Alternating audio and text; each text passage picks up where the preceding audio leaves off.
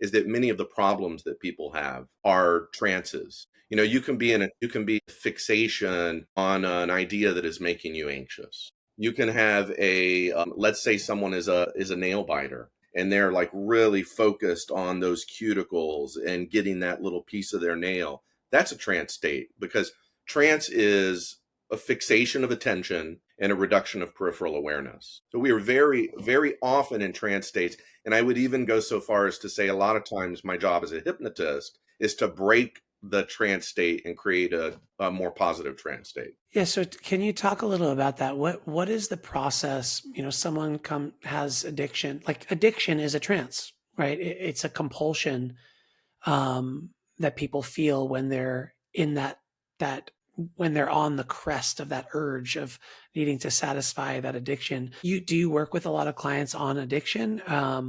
Or is it more, I guess maybe you could describe how you'd work with someone with addiction, or how you might work with someone with performance anxiety, or that sort of thing? I do work with a lot of clients who have addictions to food, cigarettes, vaping. If it comes down to, heavier drugs and things that are, let's say someone has an addiction to painkillers or something like that, this is out of the scope of what I work on, because there you really need to be working with a medical doctor or with a drug rehab type of person. But I do see people who have addictions to substances. I see a lot of people for fears and phobias, anxiety, panic attacks, performance anxiety, social anxiety. And just generally, there are a lot of people who want to be motivated to do more in their lives and get a mental edge. What's the process of taking someone who's got that issue, like you were talking about earlier, breaking down the previous trance or the remembered trance? In yoga, we have the term samskara, or like a vasana, which is like a groove in the brain, like a past trauma, that sort of thing.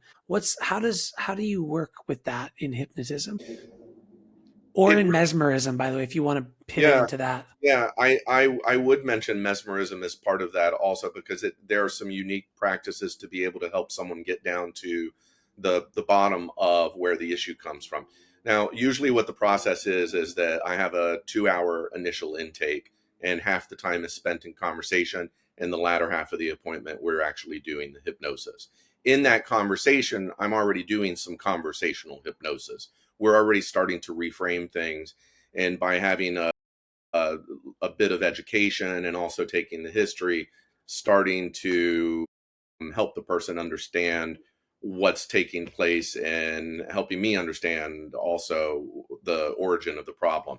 How do you get down to actually helping the person overcome, let's say, a smoking addiction or an addiction to biting the nails? You can't, I don't really think that I would use the word addiction for that, but that's more of a habit, a reflex. First of all, it is taking the history of, when do you do this? Why do you do this? What do you like about this? Why do you want to stop? Really taking a thorough history to get the motivations for the reason that they're there. How do you help the person overcome that? Sometimes people have the conception that in hypnotism that it's all about going back in your memory and finding the initial sensitizing experience, the ISE, for when this habit pattern started. And sometimes that is the case, but very often that's a misconception. Very often things just become habit. And it doesn't even matter sometimes why it started, because now it's something completely different.